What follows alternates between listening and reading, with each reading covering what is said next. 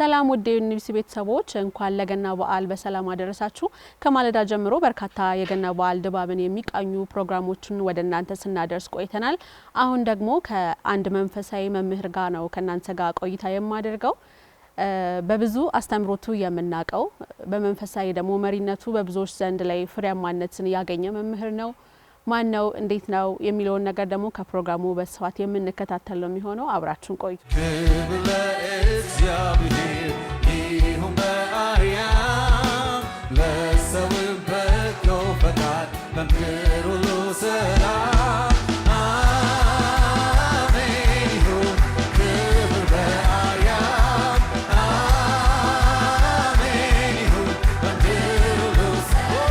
ሰላም ዶክተር።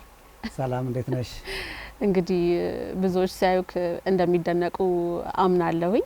በብዙዎች ዘንድ የምትወደድ እንዲሁም ደግሞ በአገልግሎት እጅግ ፍሬያማ የሆንክ ሰው ባስተምሮትም ደግሞ ይበልጥ የምናውቅ የወንጌላውያን አማኞችን ደግሞ ይወክላል ብለን በሙላት የምናገርል ሰው ነህና ስላገኘውክ ካንተ ጋር ቆይታ ላረገ ይሄ እድል ስለተሰጠኝ በጣም አመሰግናለሁ። አመሰግናለሁ እኔም ስላቀረብሽኝ በዚህ በዓል ቀን እንኳን አደረሳችሁ ሁላችሁንም አንቺንም ተመልካቾችን እንኳን ለጌታችን ልደት ሁላችን አደረሰን እላለሁ።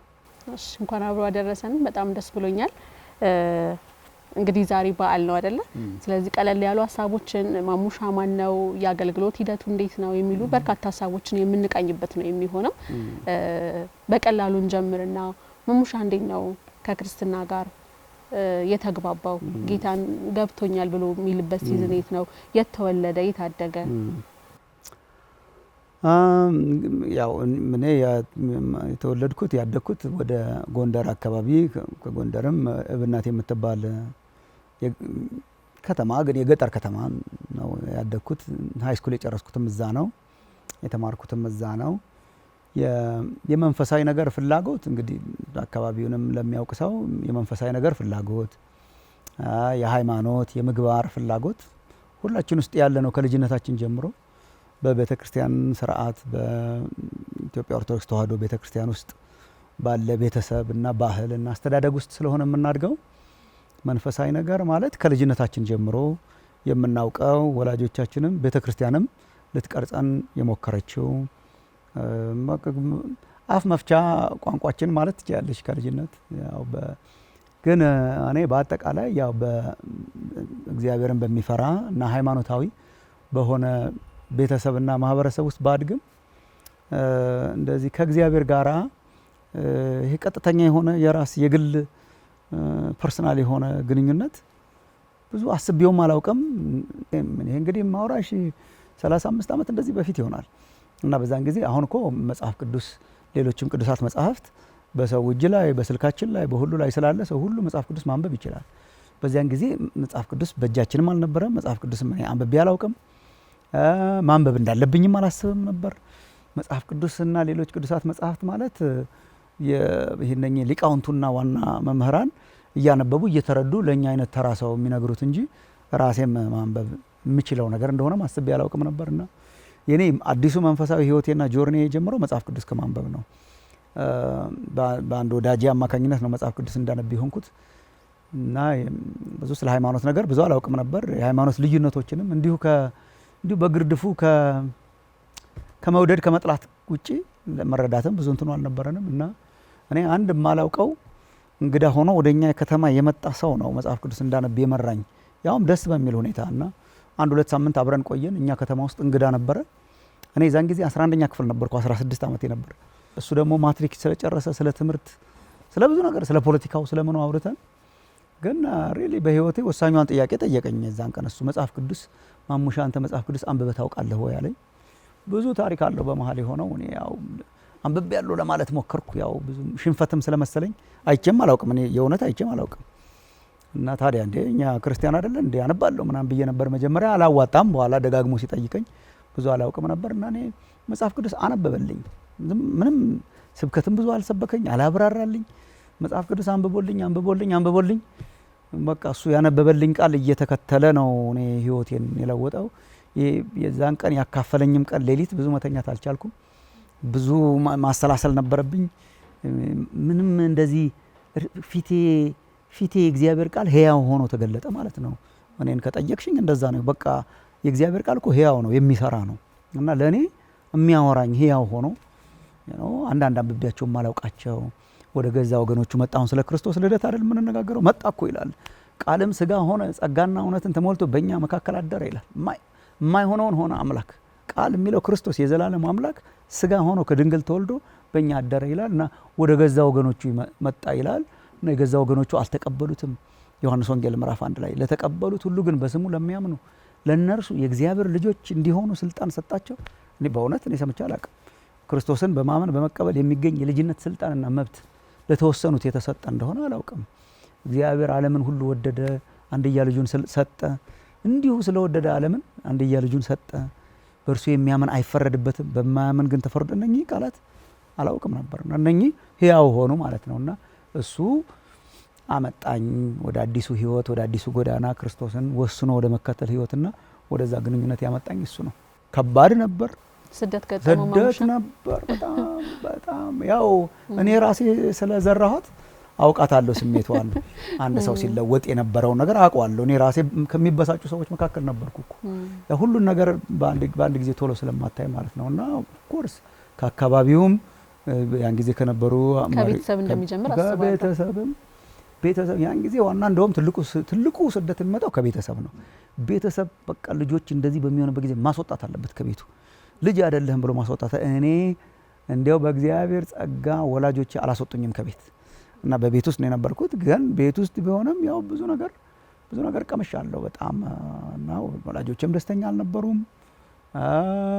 እህት ወንድሞች አሉኝ፣ እነሱም አልነበሩም። ጎረቤት፣ አካባቢው ያን ጊዜ የነበረው መንግስት፣ ሃይ ስኩልም በጣም ብዙ ሪጀክሽን ነበር።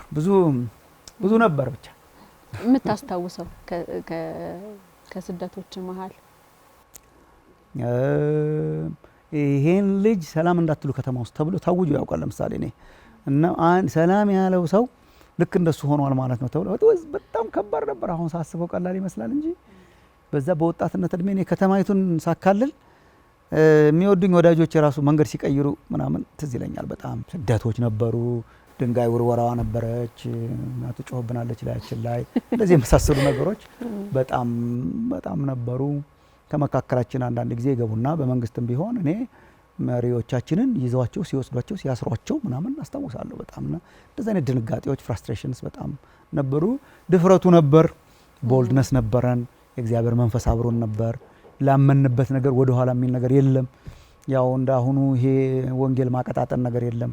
የገባንን ለመመስከር እግዚአብሔር በበዛልን ጸጋ መጠን ደግሞ ለመኖር በጣም ምንታገል ነበርና ይሄ እንትን ፍርሃት ምናምን ስለሌለ እሱም ኮዝ የሚያደርገው በጣም ብዙ እንትን ነበር።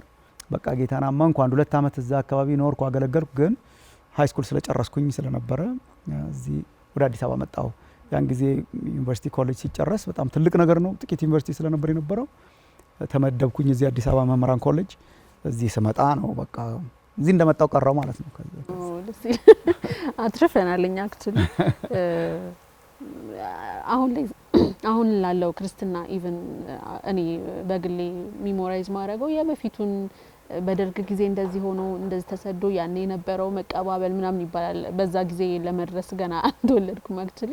ግን ወላጆቼ የቅርብ ሰዎቼ ሲነግሩኝ ስቲል ያ አይነት የክርስትና ድባብ የሚናፈቀውን ክርስትና ሲባል ቅድም ማቀጣጠን የለም መሸቃቀጥ የለም ባልከው ትዝ ስላለኝ ነውና ጄኒውን የሆነ ነበረ፣ እውነተኛ የሚኖርበት የሚኬድ ደግሞ የሚካፈል ህይወት ነበርና ስቲል ላለው ትውልድ ደግሞ አሻራ እንዳሳረፈ አምናለሁ።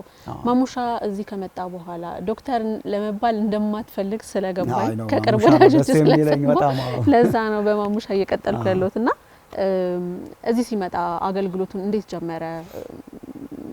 አንዳንዴ ጥሪን ማወቅ ራሱ የራሱ የሆነ እንትን አለውና ልክ ነው። በጣም የኔ አሁን ጥሪ ያልሽው ነው ዋና ነገር። ሰው በህይወቱ ፈልጎ ማግኘት ያለበት ጥሪውን ነው። እኔ ከመለኮታዊ ጥሪ ውጪ የኔን ህይወት መግለጥ አልችልም። ምክንያቱም የማልፈልገውን የእምነት አይነት ነው የሆንኩት፣ ያልመረጥኩት ምጠላው ነው በቃ ሆንኩ። በቃ በደስታ ደስ እያለኝ አምኜበት ደግሞ ይሄ በሰው አባብሎን ምናምን እንደሚወራ ጀስት በሌቭ በቃ ክራይስት ይሄ ነው፣ ከእግዚአብሔር ጋር መኖር ይሄ ነው፣ ወንጌል ይሄ ነው በሚል ዋጋ ቢያስከፍልም አመንኩበት። ይሄ በራሱ ትልቅ ጥሪ ነው። ግን የማልፈልገውን የህይወት አይነት በስጋ የማልመርጠውን ማለት ነው በስጋ የማልመርጠውን የህይወት አይነት የገባ ሰው ያንን ህይወት ለሌሎች ለማካፈልና ለማገልገል ደግሞ መምረጥ ይሄ እኮ በቃ 180 ዲግሪ ነው በቃ የተሽከረከ ከመጥላት ወደ ማወጅ የገባሁበት ማለት ነው። እና ይሄ ደግሞ የሆነው እዚህ መጣው ኮሌጅ ገባው እና እኔ አንደኛ አሁን በእኛ ጊዜ እንደዚህ የተደራጁ አብያተ ክርስቲያናት የሉም፣ አይቼ አላውቅም። ቤት ለቤት ነው የምንሰባሰበው። ይሄ መድረኩ ያማረ፣ ፑልፒቱ የተስተካከለ፣ መብራቱ የተንቆጠቆጠ አይነት የለም። ቪዲዮና ምናምንም የለም። የሌሎች ሀገሮችን እንኳን ለማየት ያን ጊዜ ቪዲዮና ምናምንም አልነበረም። አይዲያ አልነበረኝም። ምንድነው ጥሪ፣ ምንድነው አገልግሎት የሚሉ ነገሮችን የእውነት አይዲያ ልጆችም ነበርን የዛን ጊዜ እና እኔ ገባው የፊዚክስ ተማሪ ነበርኩኝ መምህራን ኮሌጅ እዚህ ኮተቤ። እዛ የተማሪዎች የክርስቲያን ተማሪዎች ህብረት ውስጥ ስገባ ነው መጀመሪያ የአገልግሎት ነገሮችን ያየሁት እና የመጀመሪያው አመት ከሚገለገሉት መካከል ነበርኩና እዛ አለ የተደራጀ ነው የሚያገለግሉን ልጆች አሉ፣ ተማሪዎች እርስ በርሳችን እንገላገላለን። እሱ በጣም በጣም ወደ አገልግሎት ሞር እግዚአብሔርንም ወደ ማወቅ ነገር አሳደገኝ። ሁለተኛ አመት ሲሆን አክቹሊ ከሚመሩት መካከል ሆንኩኝ ማለት ነውና ይሄ ቃል ማካፈል፣ ባይብል ስተዲ መምራት፣ ማደራጀት ይሄ ያለ አይደለ ከየአብያተ ክርስቲያኑ የመጡ ተማሪዎች የተውጣጣን ተማሪዎች ነን። የአገልግሎት ነገር የጀማመርኩት እዛ ነው እና ይሄ አሁን የማረጋቸውን ነገሮች በተወሰነ ደረጃ ማለት ነው። ያን ጊዜ ቃል አካፈል የተለመደ ነበር። በየቤቱም ስትሄጂ ቃል ታካፊያለሽ እና ምናምን እንደሱ ማካፈል፣ የእግዚአብሔር ቃል ማስተማር፣ መማር እንደዚህ ነገር የጀመርኩት እዛ ነው። ግን ቢሆንም ስቲል ይሄ በተደራጀ አይነት የቤተ ክርስቲያን መልክ ሳይሆን የተማሪዎች ህብረት አይነት መልክ ውስጥ ነበር የማገለግለው የነበረው። ከዛ እዛ ነው እንግዲህ እዛ ያለው ነው በጣም በቃ እኔ በውስጤ የእግዚአብሔርን ድምጽ መስማት የጀመርኩት ማለት ነው እና የህይወት አቅጣጫ ምን እንደሚመስል በብዙ መልኩ በቃ ለዘረዝርልሽ በማልችላቸው በጣም በብዙ አይነት ኤክስፔሪየንሻል ነገሮች እግዚአብሔር አረጋገጠልኝ እና ኦልሞስት አሁን በህይወቴ የማረገውን በጉባኤዎች ላይ የማስተምረውን በመጽሐፍ ቅዱስ ትምህርት ቤቶች ብዙ አስተምሬያለሁ። ማስተምረውን የእግዚአብሔርን ቃል ማስተማር፣ መጽሐፍ ቅዱስን ማስተማር እነኚህ የመሳሰሉ ነገሮችን እና አገልግሎትን ነገር በብዙ መንገድ እግዚአብሔር አሳየኝ ማለት ነው። በብዙ መንገድ በብዙ ማስረጃ እግዚአብሔር አረጋገጠልኝ። ተመለስን። ትምህርታችንን ከጨራረስን በኋላ እንግዲህ ወደ አገልግሎቱ መስክ ተሰማራው ማለት ነውና ከዛ በኋላ ነው እንግዲህ በቃ በቤተ ክርስቲያን ማገልገል ጀመርኩኝ። ወዲያው ነው ወደ መጽሐፍ ቅዱስ ኮሌጅ ሄጄ እንድማር ሆነ። ባይብል ኮሌጅ የመጀመሪያ መጽሐፍ ቅዱስ ኮሌጅ እዚህ ኢቫንጀሊካል ቴዎሎጂካል ኮሌጅ የሚባል አለ። እዛ 4 አመት የመጀመሪያ ዲግሪ በቴዎሎጂ በደንብ ተማርኩ። በቃ ጥሩ አስተማሪዎች ነበሩን። እዛ ነው እግዚአብሔር በጣም በብዙ ያሳደገኝ በአገልግሎት ነገሮች። እንደዛ እያደረገ ነው እግዚአብሔር ያስተማራኝ። ታሪኩ ብዙ ስለሆነ አንቺንና ተመልካች እንዳላከርም እንጂ እንደዛ እያለ ነው የቀጠለው። መመለሳችን አይቀርም። ግን በመሀል ደግሞ ስለ ቤተሰቦች ማንሳት ፈለኩኝ። ማሙሻ ባለትዳር የልጆች አባት ነውና ከባለቤት ጋር ካልተሳሳትኩ በቅርቡ አንቨርሰሪያችሁን አክብራችኋል። 25 አመት ሆነና እና ወደ ትዳር የገባበት መንገድ፣ ባለቤትን ያገኘበት መንገድ፣ ስለ ልጆች ስለ ፋሚሊ ንገረን እስኪ። ለተሳለክ ነው። አሁን ባለቤቴ ልክ በቃና ትባላለች። 25ኛ አመት አከበረን አሁን ከአንድ 2 ወር በፊት እንደዚህ እና እግዚአብሔርን በጣም እናመሰግናለን። በቃ እግዚአብሔር በብዙ ባረከን። 4 ልጆች አሉን እንዳልሽው። 2 ወንዶች ናቸው የመጀመሪያዎቹ፣ 2 ደግሞ በተከታታይ ሴቶች ናቸው። 2 ወንዶቹ አንደኛው ትልቁ ኮሌጅ ጨርሶ አሁን ስራ ጀምሯል።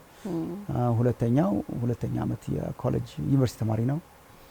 ሶስተኛዋ 12ኛ ኮሌጅ የጨረሰች ነው አሁን። ሶስቷም ያው በቃ ወደ ኮሌጅ ምናምን መሄዱ አይቀርም። ትንሽ ደግሞ አለችን የ10 አመት ቤት ምታደምቅ እሷ አለችን። ባለቤቴ ጋር እንግዲህ ከ5 አመት በፊት እንደ 1-2 አመት ጨምሪበት ከዛ በፊት አይ ቲንክ ጮኛሞች ሆነ 1-2 አመት እንደዚህ 1-2 አመት የቆየን ይመስለኛል። በአገልግሎቴ መጀመሪያ ነው የተገናኘ ነው። ብዙ ነገሮች ነበሩ በጣም ያን ያህል ትዳር የሚያስይዝ አይነት ኢኮኖሚክ ማንነትም አልነበረኝም፣ ታዋቂነቱም ብዙ አልነበረኝም። ተገናኘን ብቻ በቃ ጓደኛሞች ሆነን። የጋራ ጓደኞች ነበሩን ወደ ኮልፌ አካባቢ። እኔ የተወሰነውን ቤተሰብ አውቃለሁ፣ እሷ የተወሰነውን ቤተሰብ ታውቃለች። እኔ እነሱ ጋር ነበረ የማያት የነበረው ስትመጣ ጓደኞቿ ጋር አይ ነበረ። እሷ አይቼህ አላውቅም ትለኛለች። በቃ ልኬን ትነግረኛለች ማለት ነው። እኔ ብዙ አይቼህ አላውቅም እዛ ትለኛለች። እኔ የትዳር ነገር በደልቤ መጣ። ግን እሷን ደግሞ ሳስባት ነገር ታሳዝነኝ ነበር። ምክንያቱም ብዙ እንደው ወደፊት ነገሩ ብዙ ለይቶ የማይታወቅ አይነት ሰው አይነት ስለነበርኩኝ እሷ ደግሞ ስቴብል ቤተሰብ ነው ያላት፣ የተረጋጋ ነው ቤተሰቡ እና ከእንደዛ ቤት አውጥቶ እንደዚህ አይነት ችግር ውስጥ ለማስገባት በጣም ከባድ ስለሆነ ብቻ በቃ እንደምንም ጨክኜ በቃ እግዚአብሔር ሲናገረኝ በውስጤም የሚሄድበትን ጎዳና ወደ አገልግሎት እየሄድኩ እንደሆነ ወደፊት ብዙ ነገሮች ቻሌንጅ የአገልግሎት ቻሌንጅ እንደሚገጥመን ብዙ ነገር አውርቼ ያው በቃ ጠየቅኳት። እሷም ያው ትንሽ ልጸልይበት አለች። ጸለየችበት። ያው ተጋባን። ሁለት የአገልግሎቴ በጣም ጀርባ አጥንት ናት። በጣም ብዙ ነገሮች ሰው የአደባባዩን እኔን ነው የሚያውቀው፣ የአደባባዩን ማሙሻ ነው የሚያውቀው። ግን የአደባባዩ ማሙሻ የሆነው የጓዳ ውስጥ በጣም ብዙ ነገር ቴክ ኬር ስለተደረገ ነውና ልጆችን፣ ቤትን፣ ኑሮን በተመለከተ በጣም ብዙ እሷ ትከሻ ላይ ነው ያለው። ኮምፕሊመንቱን መስጠት ፈልጋለሁ። ስፔሻሊ በዚህ ዘመን ላለን ወጣቶች እንደነገርከኝ አንተ በዛ ሰዓት ላይ ምንም የለየ ነገር የለውም። ፕላስ ደግሞ አገልጋይ ማግባት ድሃ እንደመሆን ነው አይደለም? መሆንም ነበር። ኦፍ ኮርስ ቻሌንጅም አለው። ከጊዜ ማጣቱ ባሻገር ደግሞ በኑሮ የምንፈተነው ፈተና አለ። ድሎት አይደለም አገልግሎት ስለሆነና ያንን ከተደላደለ ኢንቫይሮንመንት ውስጥ ወጥቶ አብሮ ቆርጣለው ካንተ ጋር ዋጋ ከፍላለሁ ማለት እይታን ይጠይቃል፣ ልባም መሆንን ይጠይቃልና በጣም ኮምፕሊመንት መስጠት ፈልጋለሁ። በጣም የተከበረች ነች።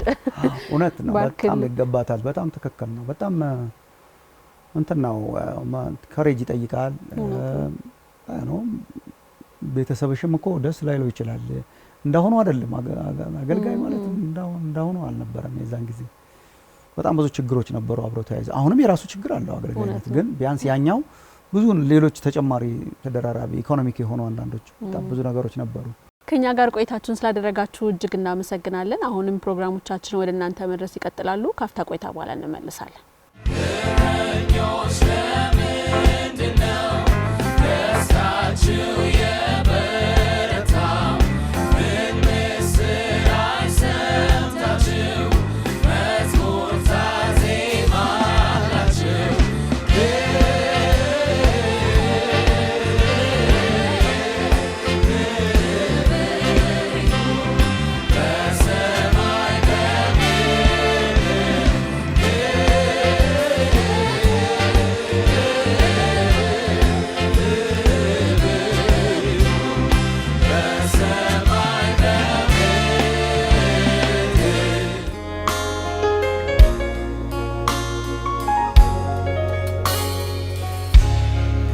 ተመልሰናል ተመልካቾች። ፕሮግራሞቻችን አሁንም ይቀጥላሉ። በድጋሚ እንኳን ለገና በዓል በሰላም አደረሳችሁ። ዶክተር ብዙ ተጫወተን አይደል? ደስ የሚል ጊዜ ነው እየተሰማኝ ያለው። እስኪ ደግሞ ስለ ኢየሱስ መወለድ እናውራ። ኢየሱስ ተወለደልን ስንል አምላክ ነው ሰው ይሆነልን። ለኢየሱስ ክብሩ አልነበረም። አምላክ ሆኖ ሳለ ሰው መሆን ቀላል አይደለም። ያንን ሚስጥር እስኪ አጋራን። ድንቅ ሚስጥር ነው። በጣም የሰው አእምሮ ሙሉ ለሙሉ ሊረዳው የማይችል ሚስጥር ነው። በተገለጠልን ያህል ነው እንጂ የምንገዛለት ያልተገለጠልን በጣም ብዙ አለ። ወደፊትም ቢሆን እያመለክ ነው፣ እያከበር ነው፣ እያደነቅ ነው የምንኖረው። እውነቱ እውነት ነው፣ ግን ሚስጥርነቱ ደግሞ በጣም እንደተጠበቀ ነው። ያው እንደዚህ አሁን የገናን በዓል የልደትን በዓል በመናከብርበት ጊዜ የእውነት እንደዚህ መጫወታችን በጣም ጥሩ ነው።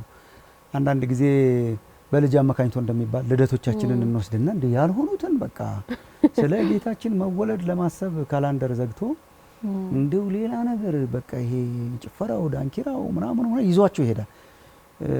ግን ሪሊ እንደዚህ አይነት ሃይማኖታዊ በዓሎች ቁጭ ብለን ቢያንስ የተደረገልን የምናሰላስልበት መሆኑ እኮ በጣም ጥሩ ነው። የተለያየ እምነት እንኳን ቢኖረን ምንድነው የተደረገው በዚህ ቀን የሚለውን ማሰብ፣ ምንን በማሰብ ነው እንደዚህ ቁጭ ያልነው፣ ምንን በማሰብ ነው ሆሊዴይ የሆነው የሚለውን ማሰብ፣ ለልጆቻችን መንገር፣ ለሚመጣው ትውልድ ማውራት በጣም ያስፈልጋል። ብዙ ሰው አሁን በፈረንጅ ሀገርም ክሪስማስ ምን እንደሆነ በዓል እንደሆነ ብቻ ነው የሚያውቀው እንጂ ክርስቶስ ውስጡ እንዳለ ብዙ አያውቅም። ግን የበዓሉ ምክንያት ጌታችን መድኃኒታችን ኢየሱስ ክርስቶስ ነው። ይሄ የሆነበት ምክንያት ያው ታሪኩ በጣም ሰፊ ነው። ግን በቃ እግዚአብሔር እንግዲህ ይሄ አሐዱ ስሉስ አምላክ አይደል የምናመልከው፣ አንድ አምላክ አብ ወልድ መንፈስ ቅዱስ አንድ አምላክ በዘላለም ማንነትና ክብር ለዘላለም የሚኖር ምንም ያልጎድሎት የማያውቅ የማይጎድለውም ለዘላለም የከበረ አምላክ ነው። በራሱ ምንም የማያስፈልገው ተጨማሪ ነገር የማያደምቀው አምላክ ግን ይሄንን ሁሉ አድማቂ ፍጥረት ዓለም ፈጠረ ማለት ነው። ምንም እንኳ አይጨምርለትም። ባይዘው እግዚአብሔር አንዳንድ ጊዜ እናከብርሃለን፣ እናመልክሃለን፣ እናደምቃለን ስንል የምንጨምርለት ይመስል ምንም ሳንጨምርለት ያለኛ ከዘመናት ከዘላለም እስከ ዘላለም የኖረ አምላክ ለክብሩ ግን በቃ ለክብሩ ፍጥረት ዓለሙን ፈጠረ። ቆጥረን የማንጨርሰው እንኳን እኔ እኮ አንዳንድ ጊዜ አሁን ሳስብ የሚገርምሽ እንኳን እግዚአብሔርን የፈጠራቸውን ፍጥረቶች እንኳን እኮ አጥንቶ መጨረስ ከባድ ነው። አሁን በሳይንስ በየብራንቹ እያጠናን የማንደርስበትን ፍጥረት ዓለም ከኛ ውጪ የሆኑ ትልቅ ፍጥረታት ሂውጅ ፍጥረታት በቢሊየንስ ኤንድ ቢሊየንስ የሚቆጠሩ እነሱን ሁሉ ይሁን እያለ በቃሉ ሰራ። ሰማዩን፣ ምድሩን፣ ብርሃኑን እዚህ በምድር ላይ የምናያቸው ነገሮች በሙሉ ሰራ። ግን እንደ በጣም የሚገርመው ነገር እግዚአብሔር ከሰው ልጆች ጋር ያለው ነው። አዳምና ሔዋንን ሲፈጥር ግን እግዚአብሔር በቃ በብዙ ጥንቃቄ አበጃቸው። ግሩምና ድንቅ ሆኜ ተፈጥሬያለሁ ይላል በኋላ ዘማሪው። ግሩምና ድንቅ ፊርፉሊ ኤንድ ወንደርፉሊ እግዚአብሔር አበጃቸው። ይሁን ብሎ ትልልቁን የሚመስሉትን ፈጥሮ የሰው ልጅን ግን እግዚአብሔር የሰውን ልጅ ከምድር አፈር አበጀው ይላል ዘፍጥረት ምዕራፍ 2 ከምድር አፈር አበጀው። ይሄ ማለት አካላዊ ማንነቱ ማለት ነው። ግን አካላዊ ማንነት ብቻ አይደለም የሰጠን። ሰው አካል ብቻ አይደለም።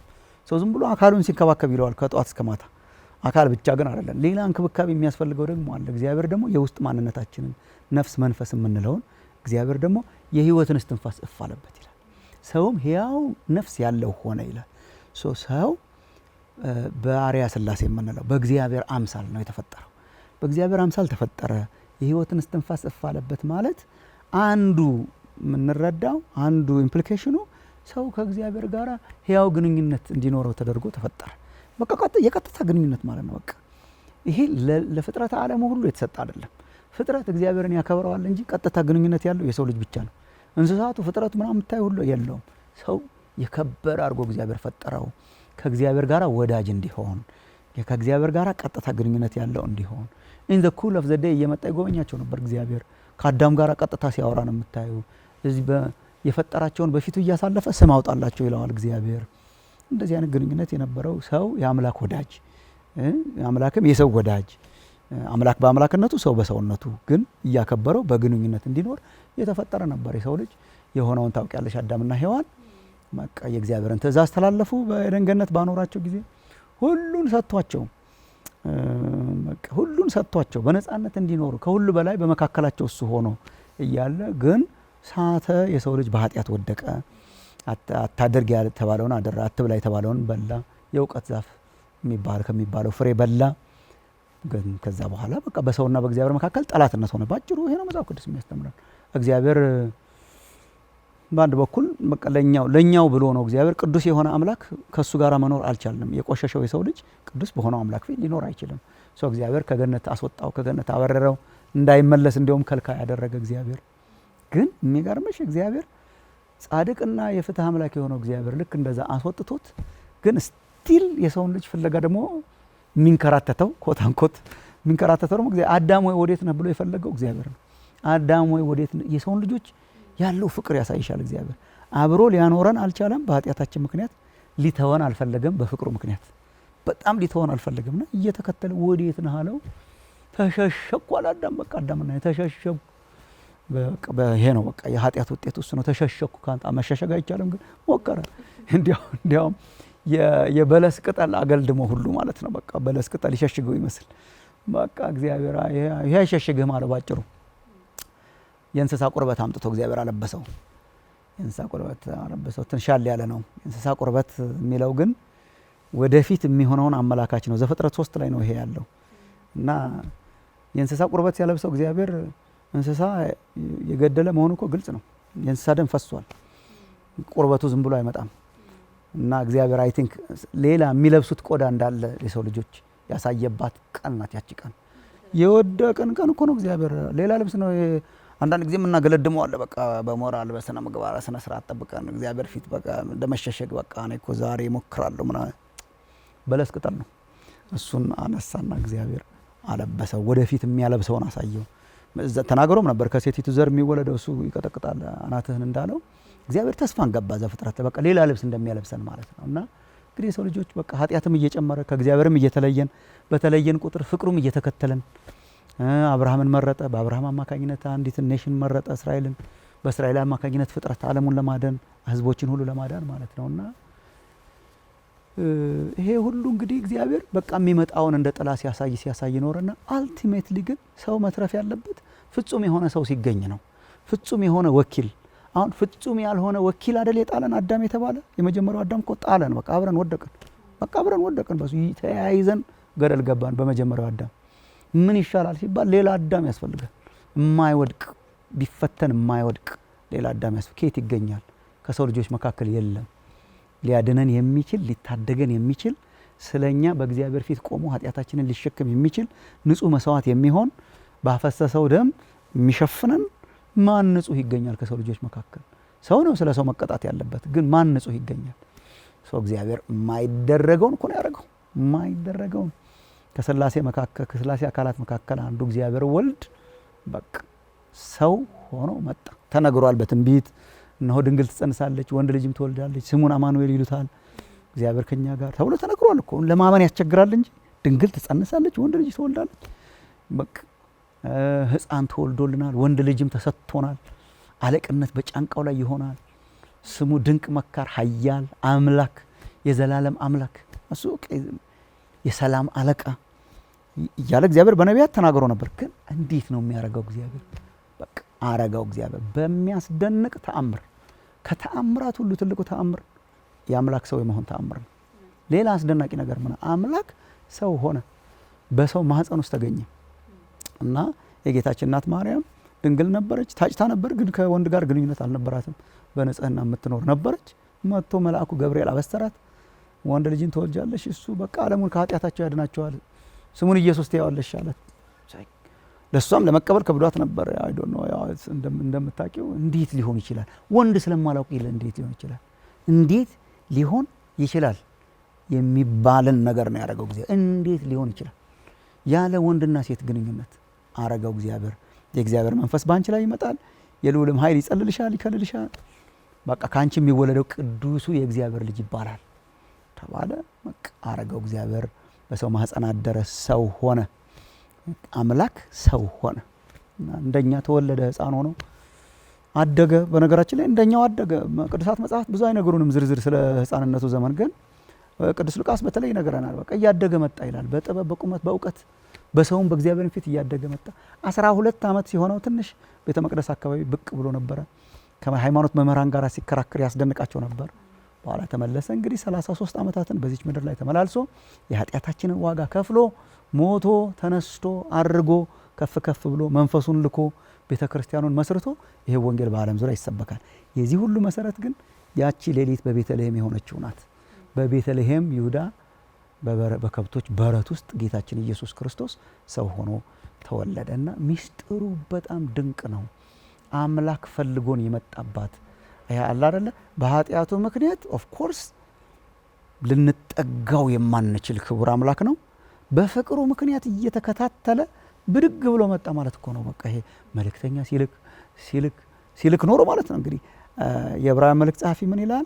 እግዚአብሔር በብዙ አይነት መንገድና በብዙ ጎዳና ለአባቶቻችን በነቢያት ተናግሮ አሁን ግን ሁሉን ወራሽ ባደረገው ዓለማትን በፈጠረበት በልጁ በዚህ ዘመን መጨረሻ ለእኛ ተናገረ ይላል እና በልዩ ልዩ መንገድ በአባቶቻችን በነቢያት ሲናገር ቆይቶ ታላላቅ ነቢያትን እኮ ልኳል እግዚአብሔር። ታላላቅ ነቢያትን ልኮ እያስጠነቀቀ ወደ እግዚአብሔር ሊያቀርቡን አይችሉም። ይገስጻሉ፣ ይመልሳሉ እንጂ ኮምፕሊት የሆነ መስዋዕት ያስፈልገዋል ኃጢአት።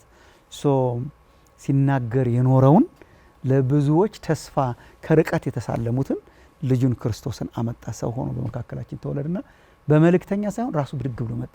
እኔ ለዚህ ነው ዛሬውን ቀንና በዓሉን ስናስብ በጣም እኮ የሚያስገርም የሚያስደንቅ የሚያስደነግጥ ነው። እስቲ አንቺ አሁን አስቢው፣ ትልቅ ሰው እኮ መልእክተኛ እየላከ እንትን ቢያደርግሽ መልእክት ቢያደርስልሽ ያስደንቃል። እስቲ ከትልቅ ሰው የመጣ መልእክት ስለሆነ ወይ ጉድ መልእክት እኮ ላከልኝ እያልሽ ትደነቂያለሽ። ደብዳቤ ቢልክ ወይ ጉድ ለኔን አስበው እንደው ደብዳቤ ይጻፉ ምናምን ትያለሽ። ብድግ ብለው ራሳቸው ቢመጡ ብድግ ብለው ያለሽበት ሰፈር ቢመጡ ይሄ እኮ ከድንቆች ሁሉ ድንቅ ነው። እግዚአብሔር በቅዱሳት መጽሐፍት በነቢያቱ በልዩ ልዩ መንገድ ሲናገር አሁን እኮ ሌላ እኮ የለውም። በነገራችን ላይ ከሱ የሚበልጥ ሌላ መናገሪያ ብድግ ብሎ ራሱ መጣ። በዚህ ዘመን መጨረሻ ለኛ ተናገረን የሚለው ይሄ ነው። በቃ የመጨረሻው የእግዚአብሔር ንግግር ሆኖ ጌታችን በመካከላችን ያደረበትን የፍቅሩን ጥልቀት የትህትናውን ርቀት የሚያሳይቀን እኮ ነው ይሄ። በቃ እንዴት ነው አምላክ ወርዶ ሰው የሆነው? በቃ እኛ እንድናውቀው ሊተርክልን ተረከው ይላል። በቃ እግዚአብሔርን ተረከው። እግዚአብሔርን ያየው አንድስ እንኳን የለም ይልና መጣና ግን በቃ ተረከው፣ አሳየን፣ ገለጠልን። እና እሱ ባይሆን ኖሮ እግዚአብሔርን አሁን እንደምናውቀው ልናውቀው አንችልም። አሁን እንደምንጠጋው ልንጠጋው አንችልም ነበር። እና አንዳንድ ጊዜ ለተማሪዎች የማስረዳው አንዳንድ የስነ መለኮት ሰዎችም ይጠቀሙበታል ይሄንን ኢሉስትሬሽን። አሁን ዝም ብለሽ ጥቃቅን ፍጥረታት ጥቃቅን አሁን ጉንዳንን ምናምን ስታስቢያት በጣም ትንሽዬ ናት፣ በጣም ማለት ታይኒ ናት።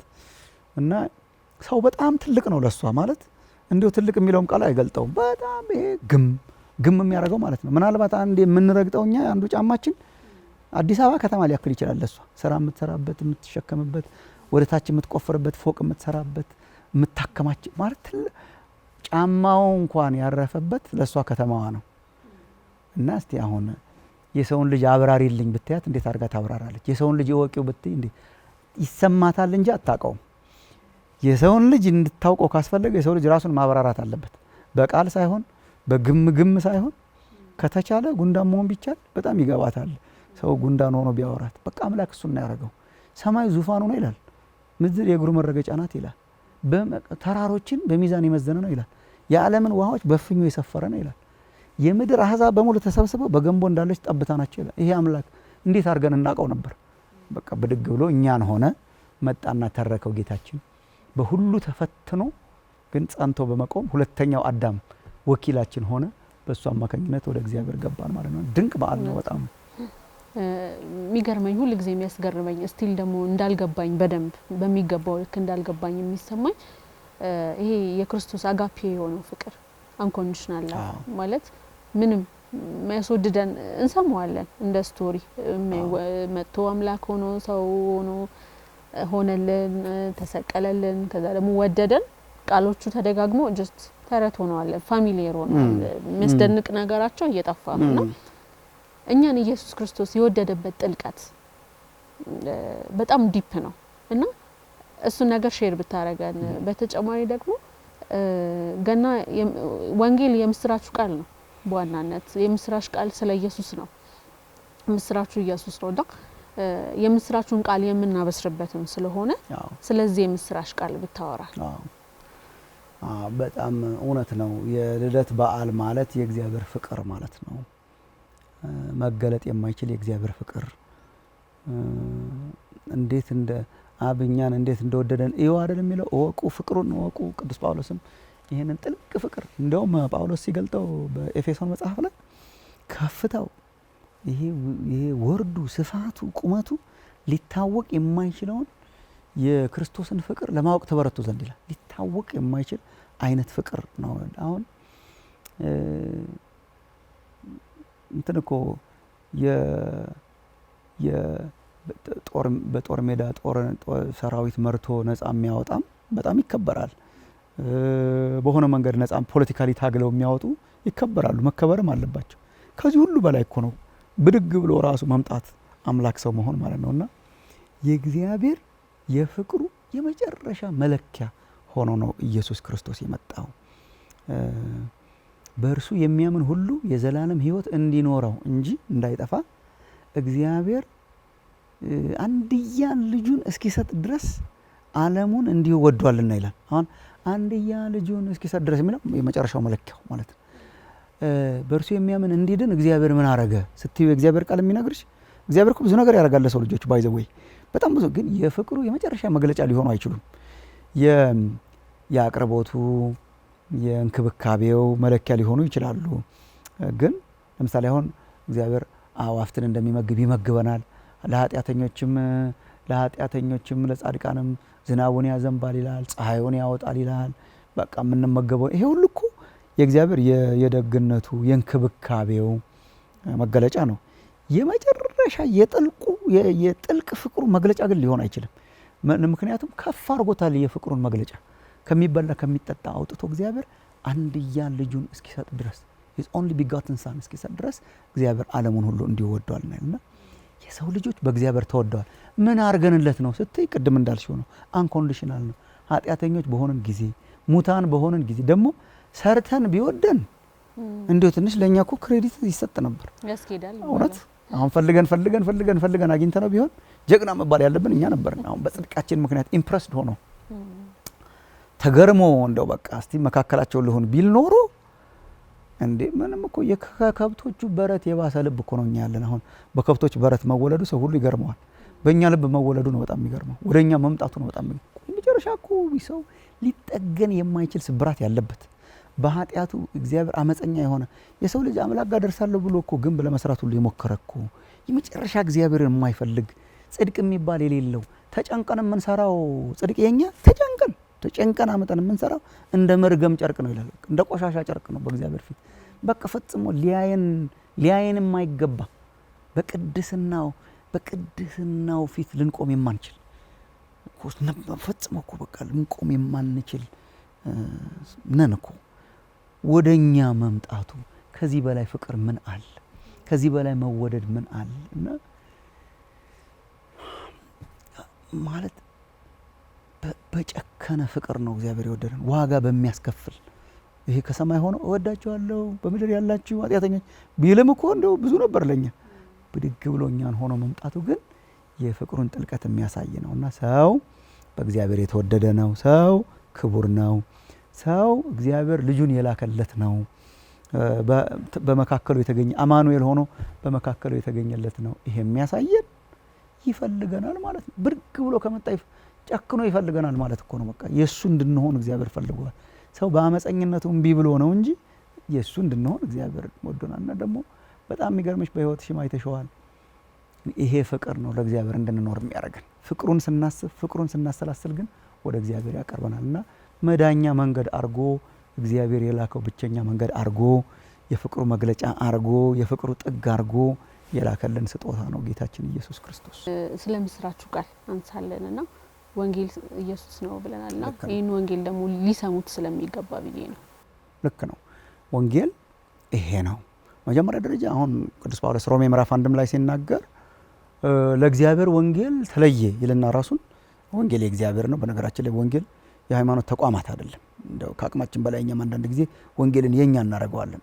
ወንጌል የእግዚአብሔር ነው። የእግዚአብሔር ወንጌል ነው የሚለው ቅዱስ መጽሐፍ። የሰው ወንጌል የለም።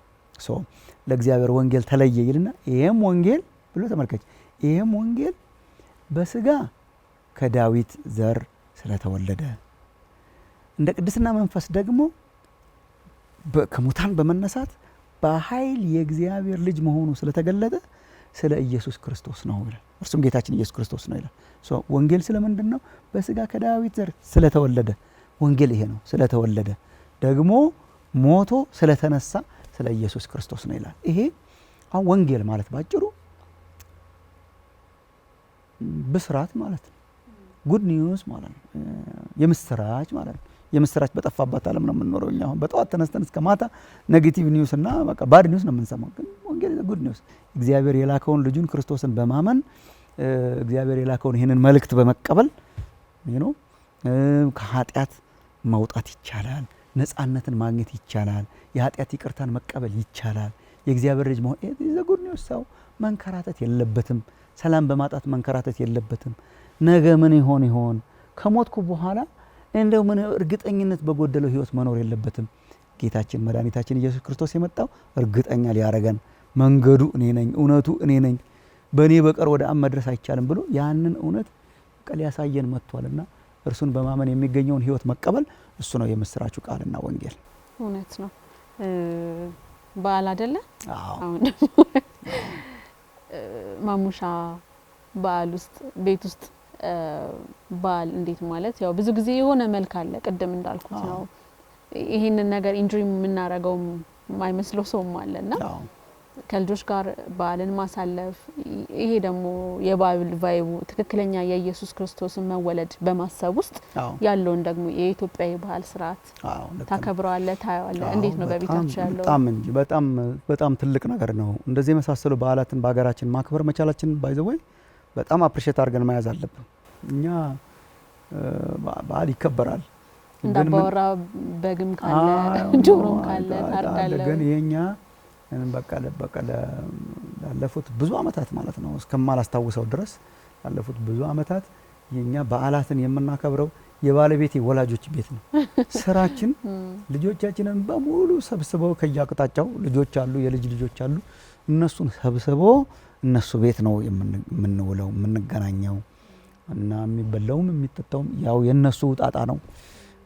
ግን የቤተሰብ በዓል ልጆቻችን ሚስ ያደርጉታል። አሁን እኛ ኮሌጅ ሄደው ሚስ የሚያደርጉት የመጀመሪያው ነገር አያቶቻቸው ጋር እኛ ወላጆቻቸው ባለንበት ያክስት ልጆች አክስቶች አጎቶች ባሉበት አንድ ላይ ተሰባስበን ነው የምናመልከውና በእኛ በራሳችን ቤት ውስጥ የሚካሄድ አይነት ብዙ እስካሁን አላደረግንም። ግን ወላጆቻችን ቤት ሄደን በሚደረግ በጣም በደመቀ በጣም እኔ ራሴ አንዳንድ ጊዜ በእንደዚህ አይነት በዓላት ውጭ ሀገር ሲሄድ ሚስ ማድረገው እነሱ ጋር መሰባሰቡ ህብረቱ ደስ ይላል። የቤተሰብ ይሄን በቃ በሀገራችንም አንዱ መጠበቅ ያለብን የቤተሰብ እሴት ነው። ቤተሰብ ምናናነቀው አይደለም ምናከፋፈው አይደለም። ትዳር መልካም ነው። እግዚአብሔር ለሰው ልጆች የሰጠው ነው። ልጆች በጎ ስጦታዎች ናቸው። የልጅ ልጆች ሶሳይቲ የሚመሰረተው እዛች መንግስት ውስጥ ነው። መንግስታት የሚወጡት እዛች ሶሳይቲ ውስጥ ነው ትልልቅ ነገሮች የሚወጡትና አሁን አይተሽ እንደሆነ ቤተሰብን ዲግሬድ የሚያረግ ትዳርን ዲግሬድ የሚያረግ የቤተሰብ መተሳሰብን ዲግሬድ የሚያረግና ሁሉ ሰው የየራሱ ይሄ ኢንዲቪጁዋሊስቲክ የሆነውን የምዕራባውያን ካልቸር በጣም እየነፈሰ ነው ወደዚህ ሀገር። የኢትዮጵያ እንደውም ትልቁ ሀብት ቤተሰብ ነው ብዬ ነው የማስበው። የቤተሰብ ካልቸራችን በጣም ጥሩ ነው። መጠያየቅ፣ መያያዙ፣ አብሮ በዓል ማክበሩ፣ አብሮ መብላቱ፣ አብሮ መጠጣቱ፣ አብሮ ማልቀሱ፣ አብሮ መሳቁ ይሄ በጣም ትልቅ ነገር ነውና እሱን እናደርጋለን እኛ እንደ ቤተሰብ ሁሉ ጊዜ። ጥሩ ቆይታን እያደረግን ነው። በጣም ጥሩ ነው። በጣም ደስ ይላል። በጣም ደስ ይላል። እሺ ተመልካቾች አሁንም ፕሮግራሞቻችን ወደ እናንተ መድረሳቸውን ይቀጥላሉ። አብራችሁን ቆዩ።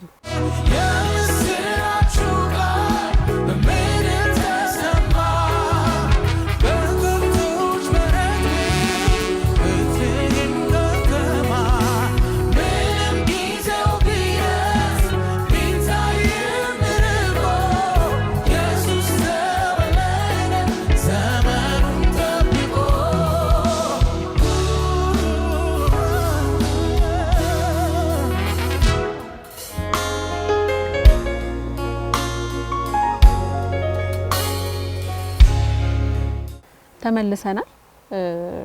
ብዙ ሀሳቦች ብዙ መጽሐፎችን ከዚህ በኋላ እንጠብቃለን። ጅማሬ እንደሆነ አስባለሁ። ይሄ መጽሐፍ ላውንች ከመደረጉ በፊት ከቅርብ ወዳጆች ሶፍት ኮፒ የተወሰነ አግኝቼ የማንበብ እድል ነበረኝ። ግን አሁን ደግሞ ሃርድ ኮፒው አጠገቤ ስላለ ወደ ገጽ 32 ላመራ ነው።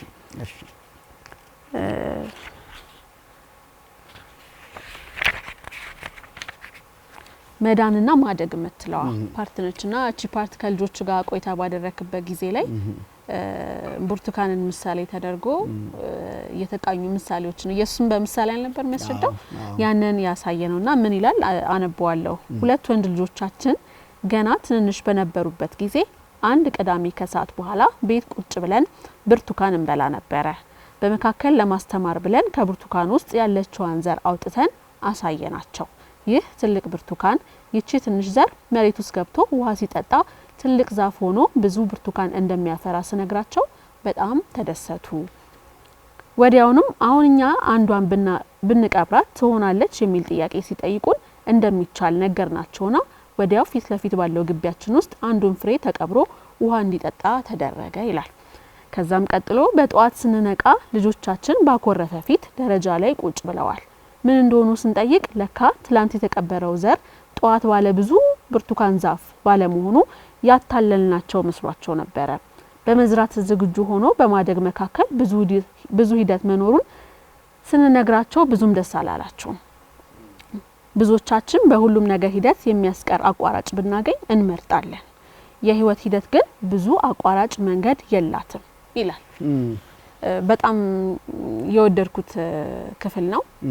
ብዙ ጊዜ አሁን አገልግሎትም የህይወት ምልልስም ስለ መክበርም ስለ ሀብትም ስናስብ አቋራጭ ምን ወዳት መንገድ ነች እና እቺን ፓርት ያለችው ሞመንት እስኪ በደንብ አብራራለን። በአቋራጭ ለመበልጸግ የሚለው ብቻ ሳይሆን መንፈሳዊነት አቋራጭም እየመጣ ስለሆነ ከዛም አንፃር ብንቀኘው ደስ ይለኛልና እስኪ እቺን አውድ እናውራት። ታንኪ በጣም ስለ መጽሐፌም ስላነሳሽ የመጀመሪያ መጽሐፌ ነው።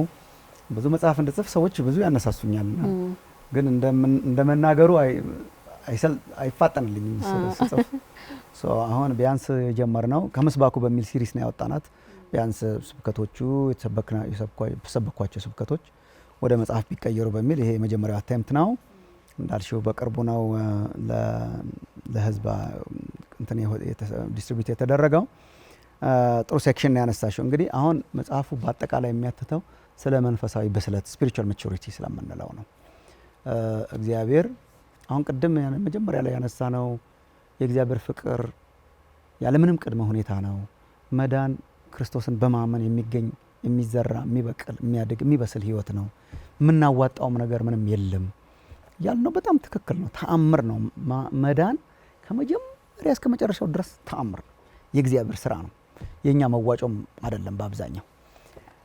ግን አሁን ይሄ ስለ መዳንና ማደግ ያነሳ ነው። በልጆችም ምሳሌ አድርገን ያነሳ ነው። ሰው በመዳኑና ክርስቶስን እየመሰለ በማደጉ ውስጥ ብዙ ሂደት የሚባል ነገር ጠል እየሆነን ነው። ፕሮሰስ የሚባል አንወድም። በቃ ዛሬውኑ ተዘርቶ ዛሬውኑ በቅሎ ዛሬውኑ ፍሬ ማፍራት ዛሬ ሌላ ሰው መሆን ምናምን የምትለው ብቻ ነው የምናተኩረው። መዳን እና እድገት ቅጽበታዊ የሆነ እንደዚህ ነገር እኮ አለው። ቅጽበታዊ ሆኖ በእግዚአብሔር ጣልቃ ገብነት ከፕሮሰስ ውጭ ሆኖ እኮ እግዚአብሔር ያድነናል። ግን እድገትን የወሰድሽ እንደሆነ እድገት ብዙ አቋራጭ መንገድ የላትም። እድገት ብዙ ክብካቤ ትጠይቃለች፣ ብዙ ኮንሽስነስ ትጠይቃለች፣ ብዙ ዝግጅት ትጠይቃለች። እግዚአብሔር የሂደት አምላክ ነው። በጣም እኔ ይሄን መጽሐፍ ቅዱስ ውስጥ በደንብ አጥንቻለሁ። ለጌታችን መድኃኒታችን ይኸው ልደት አይደል የምናከብረው ዛሬ። እሱ እንኳን በአቋራጭ መንገድ የሆነ ነገር አልሆነም። አሁን ሰው ይጨንቀዋል። አሁን ጌታችን እንደ ሰው ነው ያደገው ይላል። ታዲያ ሰው ሆኖ አይደል እንደ መጣው? በቃ እኮ በሂደት 1 አመት 2 አመት 3 አመት እያለ 33 አመት ኖረ በሂደት። ልጅም ሳለ ደግሞ እንደ ልጅ ነበር። ልጅ ሳለ ልጅ ነበር እንጂ በቃ ልጅ ሳለ ህፃኑንም ይዘው እኮ ነው የሚለው። እየተራመደ እኮ አይልም እኮ ህፃኑንም ይዘው። ህፃኑን አሁን ሰብአ ሰገል ሲመጡ ህፃኑንም ከእናቱ ከማርያም ጋር አዩት፣ ወድቀውም ሰገዱለት ይላል። በቃ ህፃን እያለ ነው የሚያወራው ቅዱስ። ህፃን ነበረ በቃ ልጅ ሆኖ ተወልዶ ስለመጣ ወላጆቹ ይዘውት ግብጽ ሄዱ ነው እንጂ ወደ ግብጽ እየተራመደ ሄደ አይልም ቅዱስ መጽሐፍ። ወይ በአየር ላይ በረረ አይልም። እኛ እኮ ይጨንቀናል። አሁን ለአምላክ ለራሱ ይጨንቀናል። እንደው አምላክ ሆኖ ትንሽ እንደው በሌላ እንዴት ከኃጢአት በስተቀር እኮ እንደኛ ነው።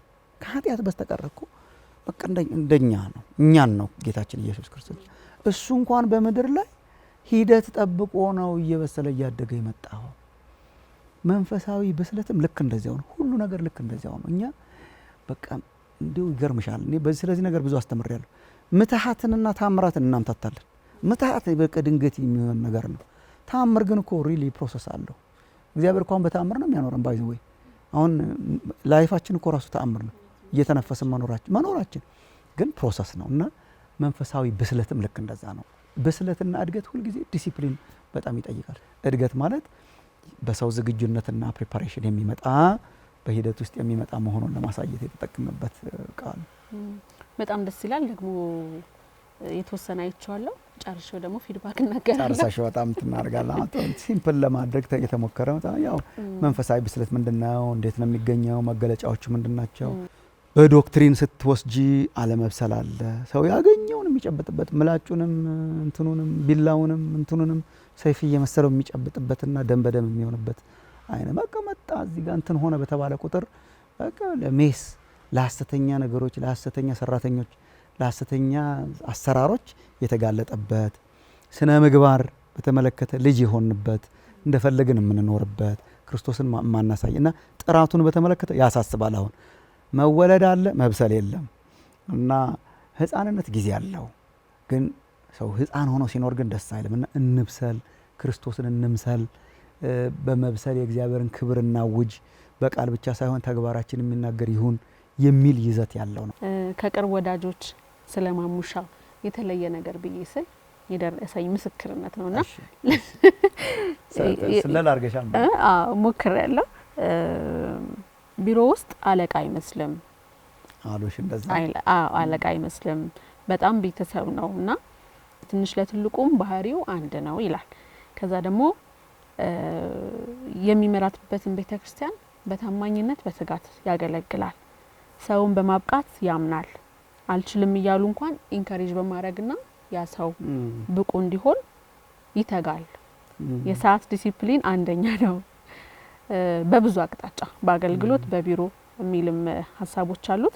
ፕላስ ማሙሻ በጣም ዲሲፕሊንድ ፕላን እያንዳንዱን ኢቭን የዛሬ አመት በዚህ ቀን ምን አለብህ ብትዩ ሂስ ሶ ኦርጋናይዝድ ይነግርሻል ምን እንዳለው ብሎኛልና እውቅና መስጠት ፈልጋለሁ ማድነቅ ፈልጋለሁ። በዚህ አጋጣሚ ከወዳጆች መሃል ነኝ ደጎች ስለሆናችሁም ጭምር ነው። እሱ እንኳን ያው ያንበሸበሽኝ ያው አይደለም ያው ትክክለኛው ነው ያነበብኩ ያለውትና ለዚህ ትጋት መነሻ ይኖረው ይሁን? ቀደም እንዳልኩሽ ነው ያው የእግዚአብሔር ጸጋና ነው እግዚአብሔርን አሰራሩን ሳይው በጣም እንደዛ ስለሆነ የሚያረጋውን የሚያውቅ ነው። አንዳንድ ጊዜ መንፈሳዊ ነገር በደም ሳሳው ስንሄድ መንፈሳዊ ሊያስመስሉት ይሞክራሉ ሰዎች። በደም ሳሳበቃ ከዚህ ቀጥሎ ምን ነው የምታረገው አላውቅም ስንል መንፈሳዊ ይመስላል። እግዚአብሔር ግን እንደዛ አይደለም። የሚሰራውን አስቀድሞ የሚያውቅ ነው። ያረጋውን ኢቫሉዌት የሚያረጋ አምላክ ነው። ፍጥረትን እኮ ሲፈጥር የስድስት ቀናቱ ፍጥረት ኦልሞስት 7 ቀን ሰንበትን ሲፈጥር ቀያየ ፕላን እያረገ ኢቫሉዌት እያረገ መልካም ነው እያለ የሰራ አምላክ ነው። እግዚአብሔር የዲዛይን አምላክ ነው፣ የውበት አምላክ ነው፣ የዲሲፕሊን አምላክ ነው። ሰው እግዚአብሔርን ባወቀ ቁጥር ሞር ዲሲፕሊን ባወቀ ቁጥር ሞር ፕሪፔርድ የሚሆን ይሆናል። አንዱ ሚስጥር የሚመስለኝ እግዚአብሔር በጣም በጥሩ ቲም ስለባረከኝ እንደሆነ ነው በጣም አርጌ ማምነው። በስብከቶች መሃል ካደመጥኩት ነው አንድ ጊዜ ምን ይላል በአገልግሎት መበደልን ያነሳል።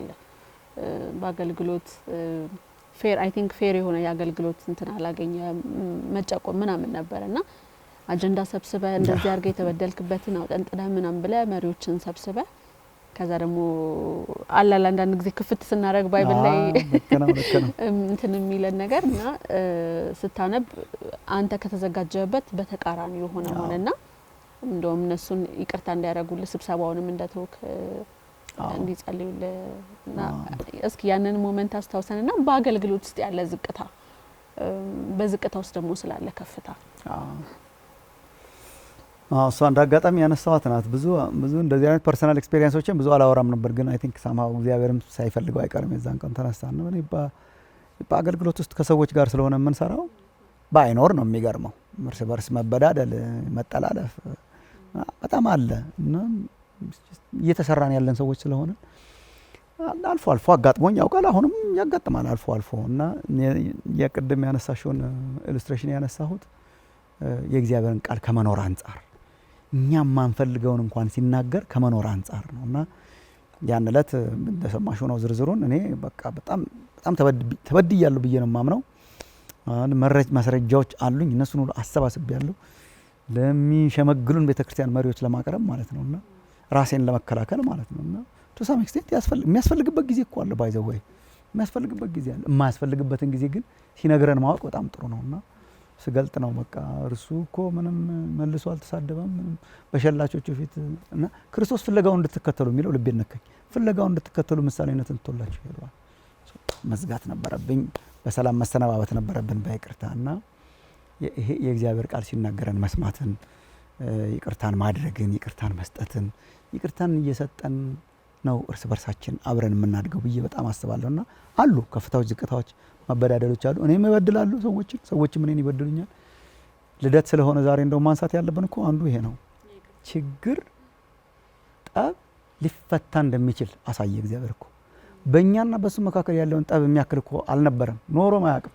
በእኛና በአምላክና በሰው መካከል የነበረ ጠላትነትን አበረደው መጥቶ በክርስቶስ ሆኖ ዓለምን ከራሱ ጋር ያስታርቅ ነበር ይላል። አስታረቀ፣ ፈታው።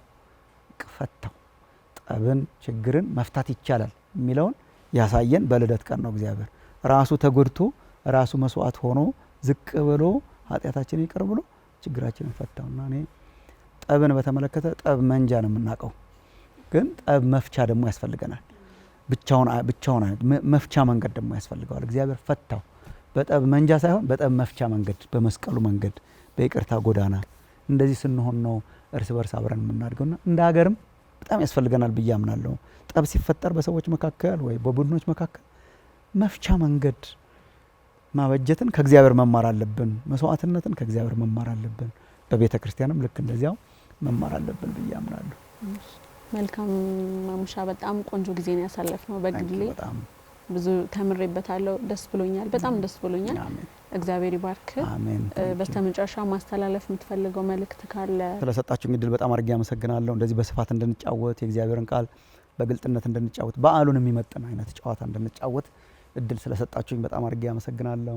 ወንጌል የምስራች ነው። እግዚአብሔር ይህንን የምስራች በምድራችን ላይ ደግሞ በጣም ሰላምም ለሰዎች በጎ ስምረት አይደል፣ ሰላሙ የሚሰፍንበት ዘመን እግዚአብሔር እንዲያደርግልን እመኛለሁ። እንኳን አደረሳችሁ ላለሁ ሁላችን የሀገራችን ህዝቦችን በአጠቃላይ እና ለምድራችን ደግሞ ይሄ የልደት መንፈስ ይሄ የእግዚአብሔር መጥቶ ሰላምን ያወረደበት መንፈስ ምድራችንን እንዲመራ እንዲሞላ ጸልያለሁ።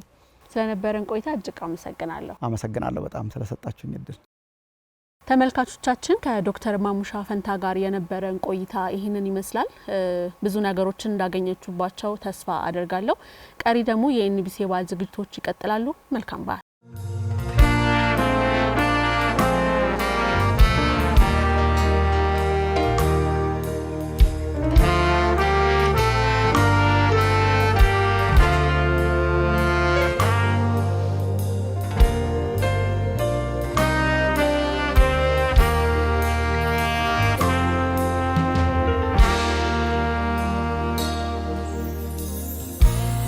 በዚያም ምድር መንጋቸውን በሌሊት ሲጠብቁ በሜዳ ያደሩ እረኞች ነበሩ።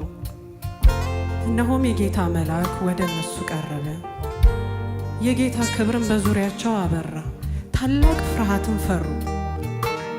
መልአኩም እንዲህ አላቸው፣ እነሆ ለሕዝብ ሁሉ የሚሆን ታላቅ ደስታ የምስራች ነግራችኋለሁና አትፍሩ።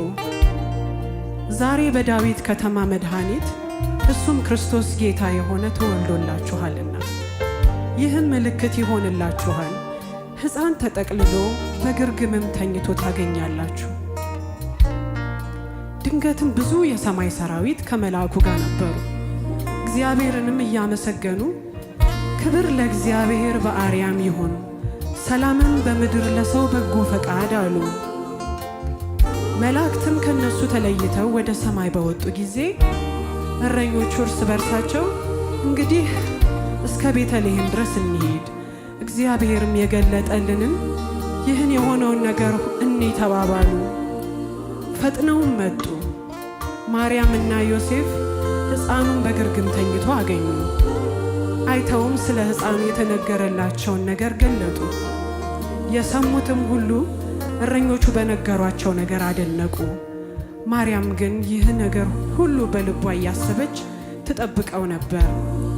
እረኞችም እንደተባለላቸው ስለሰሙትና ስላዩት ሁሉ እግዚአብሔርን እያመሰገኑና እያከበሩ ተመለሱ።